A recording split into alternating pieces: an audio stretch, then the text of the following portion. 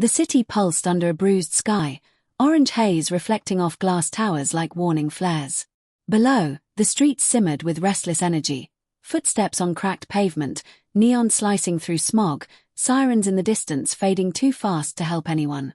Elias moved with purpose, hood up, ear tuned to the scanner in his jacket pocket. Unit 4, Code 7 at Dock 9, it crackled. That was the signal. He turned down an alley, past graffiti-tagged bins and a homeless man muttering secrets to the shadows. At the alley's dead end, a steel door waited, camouflaged into brick. He knocked 3 times, paused, then twice more. It clicked open without a word.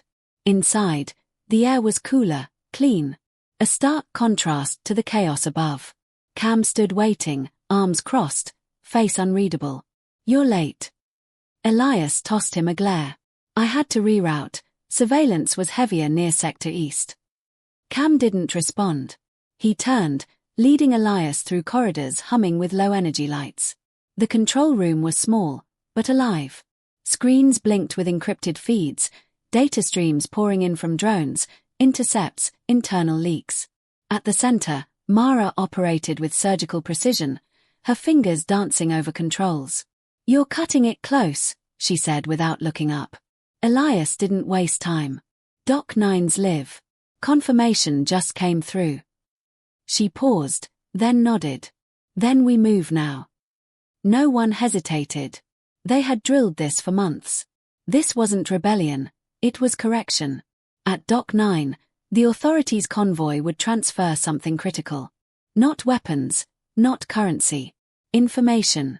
A data core containing every civilian profile, movement history, thought pattern analysis logged over 10 years. With it, the regime maintained control, not through force, but through prediction. And if they got it first, the algorithm could be reversed. The team suited up. Lightweight armor, EMP grenades, neural dampeners. They moved like a single organism, silent and precise. The mag train to the docks was unguarded at this hour. Authority arrogance had its blind spots. As the train glided over rails above the cityscape, Elias watched the gridlines flicker. This city looked beautiful from a distance. Lies often did.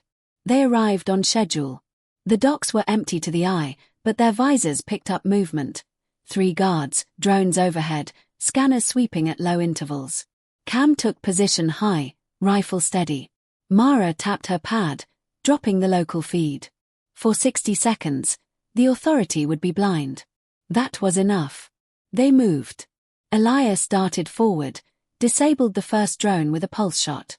Cam dropped 1 guard silently. Mara and the others secured the transfer point. Inside the transport, the core was locked behind biometric security. Elias reached into his pocket and pulled out the one thing he wasn't supposed to have. Director-Kind's severed fingertip, preserved in a thermal sleeve. The lock clicked open. The core was theirs. Then, the alarm shrieked. Red lights bathed the dock in warning pulses. The shriek of the alarm fractured the silence as authority reinforcements poured in from the perimeter. Elias yanked the core from its cradle, cradling it tight against his chest. "We're burned," Cam's voice came through the comms, calm but clipped. "No panic, just clarity. Exit point Gamma. Move." Mara had already set the charges. 10 seconds, she warned. They bolted. Behind them, the transport erupted in a controlled blast, smoke billowing into the night air, masking their retreat. Cam laid suppressing fire from the upper gantry, picking targets with brutal efficiency. "Drone cluster incoming," he said.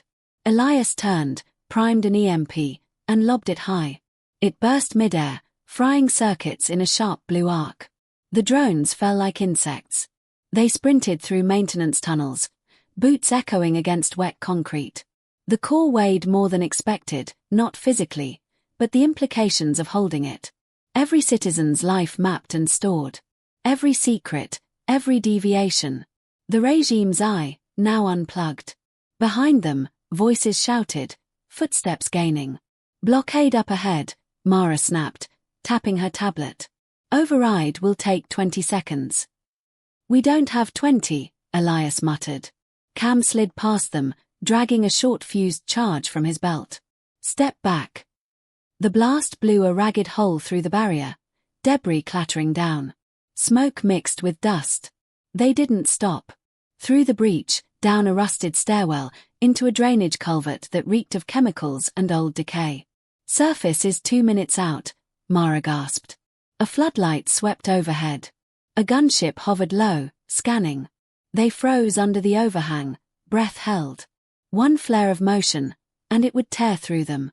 A silent beat passed. Then another. The gunship banked away. Move, Elias hissed.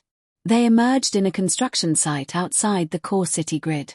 Abandoned scaffolding, silent cranes. It looked dead. That's why it was perfect. Hidden beneath a loose slab of concrete was their extraction chamber. Elias punched in the code. The hatch opened with a mechanical sigh. "We're clear," Cam said. They climbed down, one by one. As the hatch sealed, the silence returned. In the chamber, dim lights flickered on. No windows. Just steel and stillness. Mara pulled up the relay monitor. Rerouting signal to proxy servers now. Elias placed the core on the central table. "Start the decryption." She nodded, fingers already flying. Cam stood watch near the door. "They'll know it's us." "They always knew," Elias replied. "Now we know them." The core spun slowly in place, lights along its surface glowing faintly. Data began to stream. Names. Movements. Conversations. Blackmail files. Behavioral forecasts. Proof of everything the authority had denied for years. "We leak this," Mara said. "The city riots tomorrow." "No," Elias said, eyes locked on the scrolling data. "The city wakes up." Outside, the city lights shimmered, unaware of the war just beneath its surface. Ready for Section 3. The data decrypted faster than anticipated. Layer after layer peeled away, revealing not just surveillance logs, but predictive models, detailed simulations of citizen behavior, protest probabilities, even pre-crime indicators. They weren't just tracking people. They were shaping them. Mara's face tightened as she scrolled. They've been editing search feeds, suppressing emotional triggers, feeding citizens curated outcomes. Cam leaned over her shoulder. Manufacturing consent. Elias didn't speak. He stared at a name blinking on the upper corner of the interface. Elias Vex, Priority Deviation Watch List. He'd known they were watching him. But this, he was a case study. His conversations, his failures, the relationships he'd walked away from, all labeled as variables. They had predicted he'd break. They had counted on it. "They wanted me to do this," he said quietly. "It fits their model." Mara looked up. "Then we do what they won't expect." Outside, authority comms buzzed in coded chaos. The Dock 9 breach had triggered citywide lockdowns, but no official statement had been released. That meant confusion. Fear. Time to act. Cam routed a duplicate stream to an old pirate network, once used for anti-propaganda art. It still had buried subscribers. "This channel's dirty, but it'll spread fast." Elias recorded the message himself. One take. No edits. "This is Elias Vex. The authority calls me a terrorist. They fed you that word for months. But I have something they don't, your truth. The core contains everything they've hidden from you. Your files. Your movements. Your decisions before you even made.